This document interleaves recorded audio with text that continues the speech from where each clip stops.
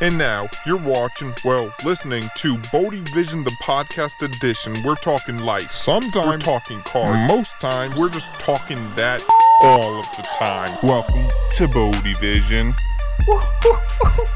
We are back for another one. So what is up and welcome. Thank you so much for joining us on the BodeVision the Podcast Edition. Today is going to be a good one. I honestly think they are all good ones. So today with us, a cop with a swap. Josh made his way back. Josh, what's up, brother? What's up? How you doing? Good, man. Good, man. You excited for this? You hype? You ready to go to get into this? Oh, yeah. As excited as I ever be to talk to you in an empty room, you know? That's what we do. Well, everybody is joining us. If you are new around here, make sure you hit subscribe. Make sure you hit everything else that I'm normally doing, because this is the Sunday morning BodeVision Podcast Edition podcast. This is going to be every single Sunday morning at 11 a.m. Eastern Standard Time, if possible. And last week was a little bit later, but we're not talking about last week. We're talking about this week. So today on the show, what we have going on, we have Josh's segment, A Cop with a Swap, the 50411. That's just going to be some of the stuff that he brings us as a police officer, some of the stuff that he has going on. Josh's segment, the 50411. And then after that, I want to talk about some stuff that happened this past week away from the shop. A lot of the stuff you guys see is at the shop. I want to kind of bring you guys with me and bring you up to speed on what's going on away from the shop. And then also my addiction. I kind of found out this past week, Josh, that I feel like I got an addiction. It's kind of a problem, and I wanted to talk to you about it. Mm-hmm. And then we're going to finish off this episode with some car talk per usual. So let's get right into it. The 50411. What do you got for us today, Josh? Mm-hmm. So here in 2019, it's like real common, like, you know, with all like the marijuana and weed laws like changing and stuff like that. Yeah. You remember a couple of years ago, like they passed like the medical marijuana here in Florida. Right. So now it's kind of like starting to like, you know, there's dispensaries and people are starting to get marijuana cards, and then there's all kind of other like marijuana, like CBD and all that kind of stuff coming out. So, I mean, you're kind of familiar with that stuff. Yeah. Well, I know we voted on it in 2016 we voted on it. Well, I think we voted on it before 2016, but it didn't get enough to pass. 2016 in the state of Florida, we beat that 60%, 58% margin for the votes. Yeah. I know we beat it, and since 2016, the politicians have been doing what politicians do, and that's drag their feet. But now, coming back around, we're finally starting to see some stuff. Yeah. So like now we're like running into people like who like get him on a traffic stop and like smell weed and this and that. And he's like, well, here's my marijuana card. And like we haven't even like started getting like legit like training. Like here's this what you're gonna do here and here. And then it also produces another problem with like the police canines. Because like we can just like, you know, look stuff up if we need to real quick, or, you know, call it, you know, just figure it out, you know, what we got. But like all the canines, they're trained to alert to the odor of, you know, narcotics and stuff like that. Anything, right? They're trained to alert to weed. They're trained to alert to narcotics. They're trained to alert heroin, cocaine, meth, pills, things like that. That's how our canine is. Right, and now I think I know the answer to this, because dogs not being able to speak English and everything, they don't give different commands per scent. They just signal you guys, right? We give the dogs commands. Okay, I'm sorry. Like they give us alerts. They give you alerts. Yeah. They don't have their weed alert. They don't have their heroin alert. They don't have their alcohol alert. They just give you an alert. They just alert, and they don't alert their officers. They just only the canine trainer, the canine handler. Okay. So the police canine handler is the only one who can testify to canine alerts. But yeah, he always has the same alert. If he detects the odor of any narcotic, he alerts. So now you know, we're getting to this problem where, you know, people have weed in their car and it may be illegal. So the PC, the probable cause, you know, for a traffic stop, is getting kind of grayed now, because like, well, the dog's alerting. So is he detecting cocaine, heroin, right, or maybe legal marijuana? Right. So I understand how that could be a problem, because if the dog is alerting, but that's something that he is alerting on is legal, and then they find something just like a dead body in the trunk, for example. But the only thing that was in the car, the only thing that the canine was alerted to was the smell of marijuana, and that marijuana was legal. Does that legal marijuana override the probable cause in court? Yeah. That's where it starts to get weird. Yeah, well, that's the big question now. It's like, well, what do you do? Do you get rid of every single police canine and get a brand new batch of thousands of canines, like, and retrain them all? Like, how, you know? Right. So yeah, and the dogs aren't. You're not gonna go tell the dog, hey, look at here, Nitro. The politicians, they changed their mind on what's good, what's bad. So stop alerting us on this. You can't do that. Yeah, no, like you can't like retrain them to like not. I mean, maybe you can, but like in court, it's gonna be like the PC like to search the vehicle, because we can't just jump in any kind of vehicle and search it. We have to have a warrant, consent, or probable cause, or plain view. Right. Or if you're at a border, crossing the country. And there's a few other things as well. Right, of course. Yeah. But we're talking about the everyday scenario, the everyday person that you're pulling over most of the cases. And now I think it gets kind of weird, because when every new law is implemented, it's going to take some time and it's going to take some adjustment. But that's what you're experiencing right now, is that adjustment period. And like now there's a gray area. I understand exactly what you're saying with the marijuana, because it's legal. And I also know that some people are kind of confused with what is legal with what isn't legal. Yeah. Like vape pens, for example. You can smack somebody with a felony for having so much CBD oil or such a high THC content in their. Am I saying that right? Yeah, it's not the vape pen that's illegal, so to speak. But it's like we see a lot of kids, like, and I say kids because it mostly is younger guys. They're putting the hash oil or cannabis oil in their vape pen, and then they're smoking that and stuff. Right. So, and a lot of people are familiar with like the 20 grams, like under 20 grams is a misdemeanor, and like over 20 grams is a felony. So, we'll find the people with like the oil and stuff, and it'll be a couple drops in their little vape pen, but that's a felony. Right. So, and that gets kind of crazy, because I don't know, it just gets weird, little gray area. So I think that is definitely going to take some time, and Florida is notorious for being the state that's behind other states. So in Florida, we're going to be experiencing some of these difficulties with marijuana coming up in the future. Now, before we recorded the podcast today, what we were talking about on the phone before you came over here is, well, actually, if you guys aren't familiar with, maybe a week and a half ago, I thought Josh was going to be on last week's episode, but then you had to work, some other stuff came up. But either way, on my Instagram, I put out a post saying, hey, I'm going to have Josh, a cop with a swap, on the podcast, send me some questions. And then I said, if you guys send any questions and we choose to answer your questions on the podcast, I'll send you a free sticker. So Josh, what's one of the questions that you brought to me today, and who asked it? Danny _H2O_. So he brought up a great question. He says, what was your hardest decision on the field? So the hardest decision I've ever had to make. Okay. So I won't go into crazy details because it's still kind of under investigation. Yeah, just give us like a broad overview of the case. You don't got to get into any of the specifics or anything. Yeah, we confronted a guy.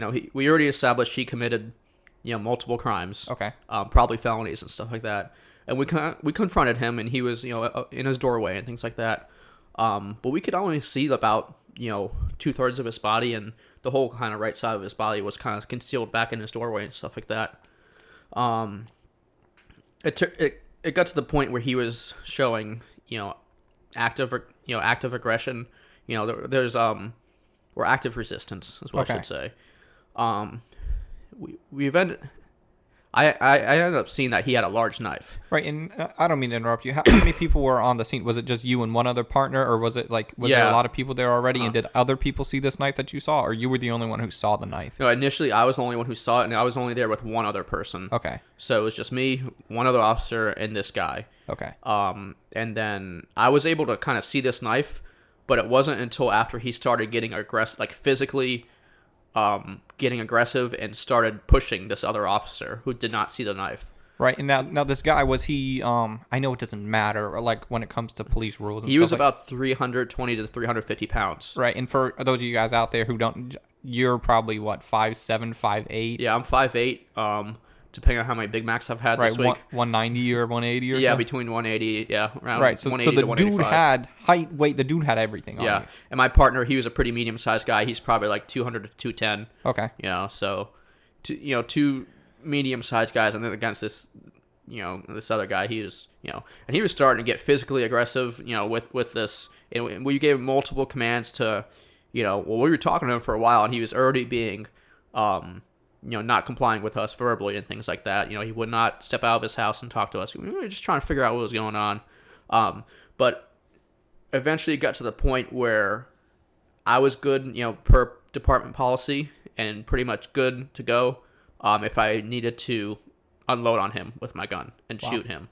So, crazy. And I was at that point where it's like, to answer this question, it's like, okay, well, do I unload on this guy?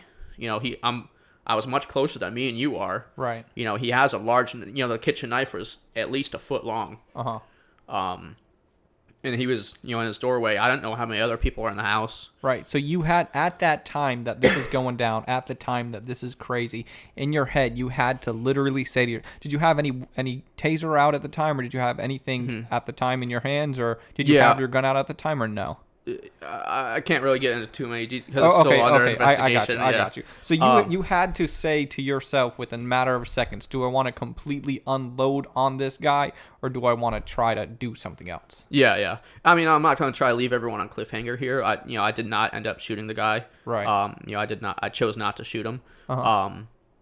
But it was like that decision where I remember it going through my head where like, okay, I am at this point now where, because he's standing, it wouldn't be any question if I would hit him. I was within an arm's reach of him. Right. About unloading on him, which, Right, and now I know we can't get into the details, and you could just say the case is still under investigations if you have to. I don't want you to say anything on here that could possibly get you into any trouble. But because of the scenario, and I know this is speculation at this point, but because of the scenario, do you believe that unloading on him would have been against department policy, or that's almost what you were taught, and then you had to make a decision of whether you should do it or not? Yeah. Or do you think that some officers would have done it? Really, I was complete. We use discretion in every single decision we make. Yeah. So, the policy doesn't say you shall. It says you can. Right. So you were under. I would have been completely good and covered if I did. Which is wild. Yeah. So. And this is all within, we're talking right now. We've been talking about this for a couple minutes here, but this is within seconds that you had to make this decision. We were talking to the guy for probably about 30 seconds to a minute. Right. But then when he started becoming physically aggressive with us, and then I saw the knife, and then it was, it's like, okay, well now you got 3-4 seconds that, you're... Right. So all of the signs we're shooting to, he is going to do whatever he can to either harm you or your partner, and you as a police officer have a responsibility to not let that happen. Yeah. Whether that means shooting or whatever, but that's what you're saying. You are under the discretion to possibly make that call. Yeah. And I will say, after it was all done, the next day when we kind of got to sit down and all of us, everyone that was on scene kind of got to regroup, it was kind of determined that people were saying, oh, well, I'm glad it kind of, that you, Officer Bode, did what you, right. made the decision that you did. Right. So, which is so wild you've been a police officer for not very long. I mean, just coming up on 3 years almost, and stuff like this happens. It's not just pulling people over. It's not just writing tickets. You are out there and stuff happens. Stuff gets wild, and especially working. And again, for those of you guys who don't know, 6 p.m. to 6 a.m. is your normal shift. So that's where the craziness happens. Yeah. Those are we usually don't get the call about my neighbor's dog pooped on my lawn and my neighbor or someone stole my hubcap off my car. Right. That's usually the day shift guys. Right. It's domestic violences, it's craziness, it's drunks, it's fights, it's blood, it's everything. Burglary in progress, robbery just occurred, battery just occurred, all that kind of stuff. Suicides, everything. Yeah, suicides, home robbery in progress. There's people in my house right now and this and that. I can see them on my camera. Yeah. So check out this segue. That sounds pretty crappy, and I also want to talk to you about something that happened previously in this week that was a crappy scenario. I want to kind of lighten up the mood a little bit. Mm-hmm. So it was actually this past Wednesday. I was just doing my thing. I was on my phone, sitting on the toilet, watching some YouTube videos because that's what we do around here. And the thing is, I don't know why I had my headphones in as I was watching videos. It was some new video that came up and that I was interested in watching. I had my headphones in. I'm just doing my thing, sitting on the toilet. And then when I got up, because I was done doing the business, and then my phone kind of slipped from my shorts. And as I got up, it was just going to go down to the ground. But then I went to grab it, and my hand kind of tangled on my phone cord. And whoop, boop, right into the toilet. Yeah, what was in the toilet? I told you what I was just doing. Well, you're sitting, so obviously you're... exactly. So I was not doing the pee-pee. Well, sometimes I'm not. And so was it like a solid boo-boo, or was it like the oatmeal soup? It wasn't the oatmeal soup. Okay. It wasn't bad. So it didn't get in every single crevice of the phone. it wasn't the worst scenario that it could have been, but dude, it sucked. You know what I mean? And then for those of you guys out there, this is a life hack. If you have a child, like, okay, so my daughter, she's 17 months, and at nighttime, I want to be as quiet as possible. Like, that includes not peeing too loud. If you sit on the toilet and you pee, it doesn't make noise. Dudes out there. So what you're saying is... Yeah, sometimes at night, if my daughter's sleeping, I'm sitting on the toilet peeing. But anyway, I'm not ashamed of it. I'm not ashamed of my manhood. My manhood is making sure that my daughter is not being disturbed when she doesn't have to be. And that means my stream is going to be sitting down. I'm okay with that. But anyways, so back to my phone. It landed right in the toilet, and I reacted, dude. I got in there, got my hand in there, got the phone out. And, dude, I watched my phone just like the life got sucked out of it. And it was just dead.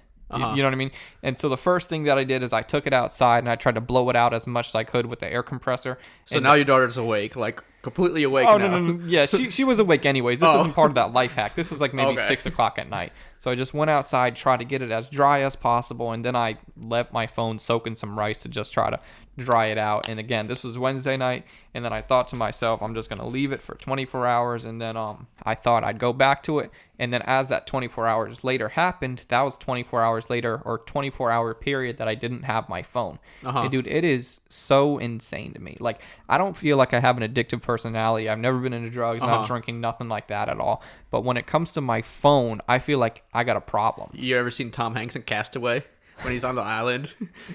You know that movie? Yeah, with Wilson. Yeah. Is that how you felt? Yeah. Okay. I was alone. No, but and dude, it's serious because like I was going to the shop and like I stopped at a store to get some lunch before I go to the shop, and then like I'm getting out of the car, I don't have my phone. I physically felt different in my head that I didn't have my phone on me. Like it was the craziest thing that we're just so dependent on this device. You know what I mean? And I'm not talking about like, I think that a phone is completely fine for substituting, like at the end of the day, if you don't want to watch TV, you just want to catch up on your YouTube videos, checking out BodeVision on whatever, or like, and I watch some other creators too, and that's fine. I feel like that's not a big deal, but I feel like what is a big deal is when you're just sitting there on your phone for hour after hour, going from Instagram, Snapchat, Facebook, Snapchat, Instagram, as life is happening in front of you, and you're just zoned in, looking at somebody you went to high school with, looking at their girlfriend, looking at their dogs, drinking White Claws as you're there. Like, I don't care about somebody that I don't even talk to, that I went to high school with 10 years ago. I wasn't even in high school 10 years. I was in middle school 10 years ago. But you know what I'm saying? Like, it's just, I need to really make sure and focus that I need to monitor myself on my phone. You know what I mean? It's meant for me to do my stuff, for me to post my YouTube videos, for me to respond to comments, and then maybe look at some other creator stuff. But just the mindless zombies scrolling, I'm not with it anymore. You know what I mean? So that's technology, and like my phone getting wet, it just completely wiped it out. Like even I got a new iPhone, which I mean, I had my old one for about 5 years, so it was time to upgrade anyways, but it wasn't necessary. You know what I mean? The phone was just done. And it sucks because like society, like just how the world is like structured now, like you cannot like live without it. And I say that like not I can't live without my phone. Like no, you really can't like function without your phone in society nowadays. Like you wouldn't be able to like, you know, anything, you know. Phone calls, emails, social media. Like I like this YouTube stuff. I need my phone. I need to monitor. I need to make sure that my video went up, because when I post a video, I post it and schedule it, and then when I'm at the shop, I actually just kind of do it, and I want to make sure that it went up and everything. You know what I mean? I'm not posting it when I'm at the shop. I'm scheduling it the day before, so I need to make sure the video went up. I need to do this, I need to do that. I need to be on my phone to see what's going on with my stuff. You know what I mean? So, and it seems like everything in society is like get integrated into everything, like not just your phone. It's integrated into like cars, like your like there's like the Wi-Fi refrigerators and you know all that kind of crazy stuff, and people have, oh my god, we got a dog over here. All right, let the dog out. Now we are back. So anyways, technology, what you were saying, technology like, nowadays. Not just your phone, but it's like everything is like integrated into everything, you know, like Wi-Fi, refrigerators, and your this and that, and like your cars and stuff, like all that. Like Tesla is like definitely at the forefront of like that, like where it's like your phone like on wheels. Right. And speaking of Tesla, this is perfect. Let's get into car talk. So Tesla, that's what you want to talk about. Yeah, I mean, what's your like opinion on Tesla, like as like a car company? Because I don't really. Well, I don't know. I personally have a problem with. I always want to pay respect for who came before me, and like I feel like heritage is like a big thing. For example, with skateboarding, like I grew up skateboarding. I mean, you were driving me around with my friends skateboarding. Like I could still go outside right now and I do a 3 flip like I was skateboard still to this day. You had those double kick flips on lock, and you got a letter and skate on everybody with the double kick flip. Right. I mean, and dude, today, like I don't skate as much as I would like to, but I still skate. That's like I love it. That's what I follow on Instagram. That's where I'm scrolling through aimlessly, like the barracks and like some of these old skateboard things. But anyways, so skateboarding, and what I'm talking about skateboarding, I hate it how skateboarding is such into like the regular culture nowadays, as far as like the hype beast wearing Thrasher and their Vans and just all these skate companies that all these kids are wearing, and it's like they don't even skate. And in my opinion, like, dude, don't wear, like, okay, first of all, you can wear whatever you want, but I personally don't like people wearing skate culture clothes. It makes me, as a skateboarder, I don't like to wear Thrasher anymore because of hypebeast culture. Because when I was wearing it, when I was subscribed to the magazines back in 2006, 2007, and then I got a Thrasher shirt for subscribing to the magazine with, like, you remember those, like all the magazines. I'd get them once a month. Big Brother, Thrasher, all those magazines. That's where I was about it, but now I'm not. And what that has to do with Tesla is I feel like Tesla's not... Got a lot of editing on this one. Anyways, I feel like Tesla is not really paying respect to car culture, and I don't know what I want them to do more so to. Like, I don't know. I just feel like they didn't do all the research, and I don't know what I'm trying to say, but I just feel like they don't have a soul like a car that we love has. You know what I mean? I'm not afraid of cars advancing, and I'm not afraid of everything like all these other companies that are kind of following Tesla, if you will. I'm hype about that, but Tesla itself, I just don't feel like Tesla has that soul. There was an old company like Studebaker. Studebaker was like the car of the future. And they were like doing their own thing, and like right. I feel like Tesla, well, I don't know. I don't think Tesla's gonna fail because Elon Musk is a monster. But I just personally don't really care for Teslas. I mean, I completely agree with you. Like how they're like soulless and stuff like that, and like I don't know if like everyone's like thought it through. And I don't want to go like all like Walking Dead zombie apocalypse on you or anything here, because obviously that's like not like super realistic. But there are times where it's like not out of the realm of possibility for like, you know, like let's say like Hurricane Katrina, or like 2 years ago a hurricane came through here. Yeah, we get hurricane in Central Florida. We get hurricanes. I mean, it's just part of living here. So it's not out of the realm of possibility, because it does happen for you to be out of power for like 2 weeks, 3 weeks, or even a month. Right. What do you do with a Tesla when you're out of power for a month? Right.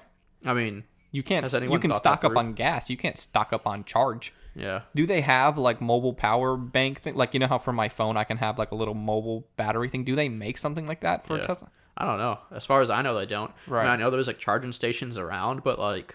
Yeah, no electricity. They're not charging, right? I mean, they're not like battery. Oh, yeah, I guess the power... Yeah, so like if the whole power grid's down, you know... Right. Like during a hurricane, right? When everything's out. Yeah. I mean, imagine like... New Orleans 2004 Hurricane Katrina, right? 2004 is when it came through. Yeah. I would have to confront Lil Wayne on that. Yeah, Katrina. But yeah, like Hurricane Katrina came through, and like, you know, like how that city was for, you know, the first 2 weeks was probably nuts, and like for a good like 2 months, you know, there's probably people, you know, areas without power for quite a while. So imagine if you lived in like somewhat rural, right? You know, they didn't return power for a month, and you had a Tesla. Right, and I think that. Excuse me. No, you're good. I think that I'll hop on board with Tesla when I feel like they're more convenient as a consumer, and I feel like that's kind of like a selfish saying but that's how I feel about it. I would not buy a Tesla because it takes too long to charge. I can pump gas in the car and go.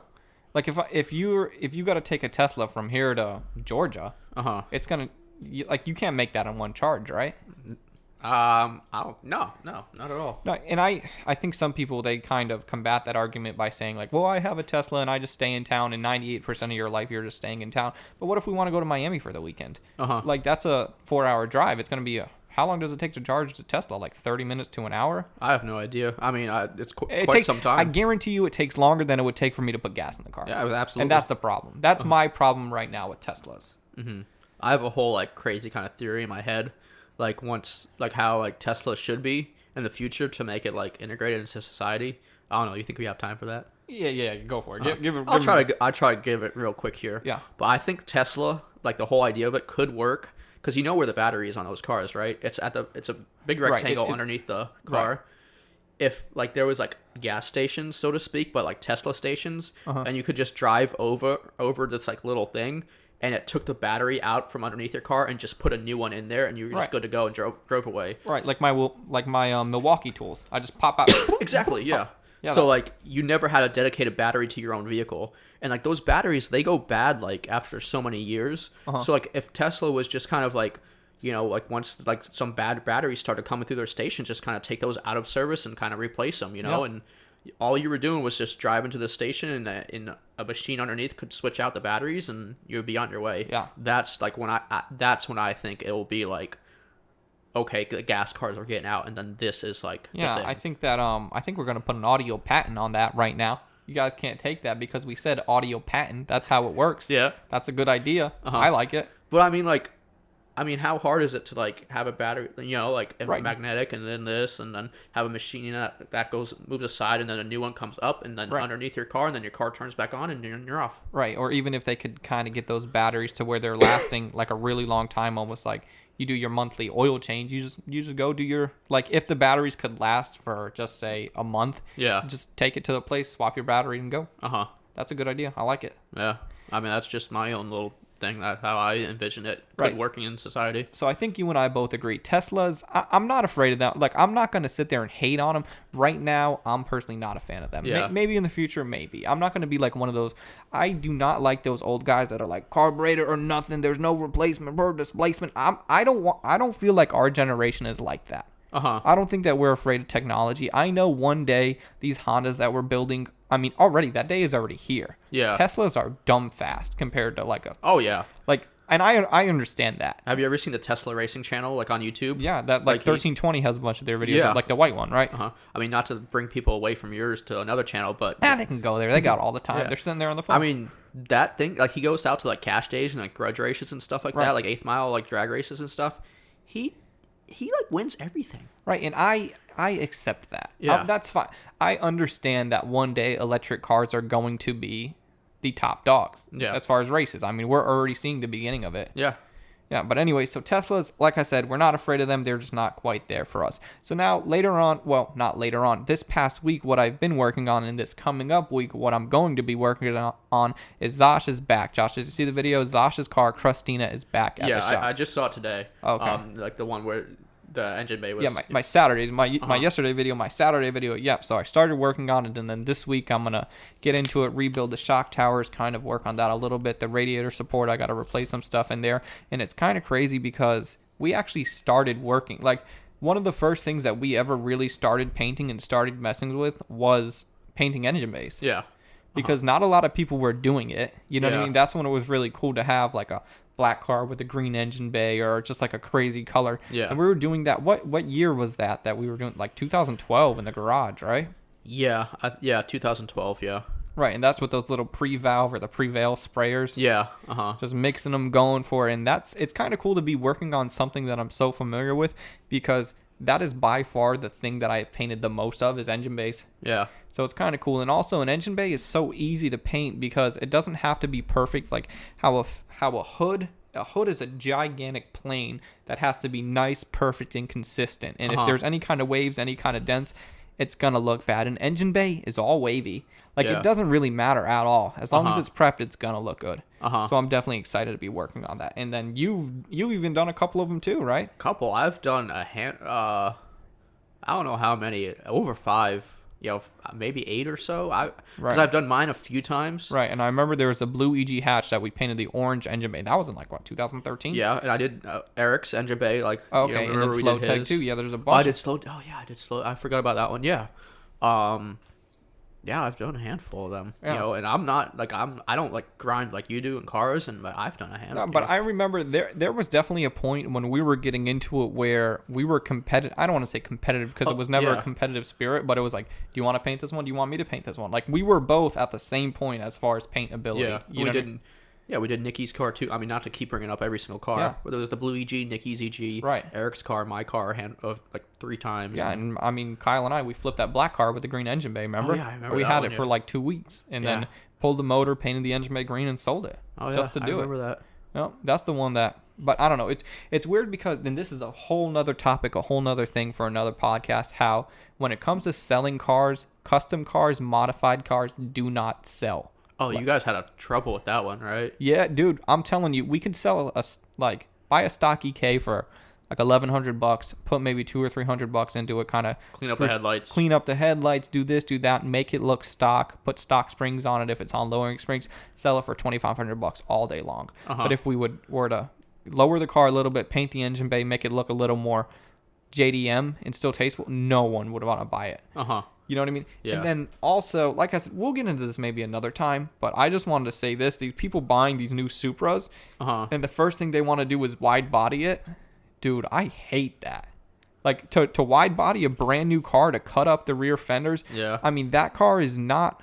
Fiberglass, I mean, dude, it's not going to last. I mean, well, you see, like, if you just watch, like, Barrett Jackson, like, you'll see, like, oh, completely original 69 Camaro, completely unmodified, untouched, like, low-ish miles. Those are the ones that sell for, like, dumb money. If I were to buy a Supra right now... Put it up on bricks. I'd put it on bricks, and I would tell the factory to leave all the factory wrapping on it. Yeah. Because that's more money than investment. Like, that's an investment fund right now. Who's playing with the stock market? Like, just go buy a Supra and put it up on bricks. Right, exactly. You put it on bricks, you let it run every weekend, you leave a battery tender on it, you don't drive it, you don't do nothing, you just kind of monitor it and make sure everything stays good. Yeah, 10 miles on it, right? Yep.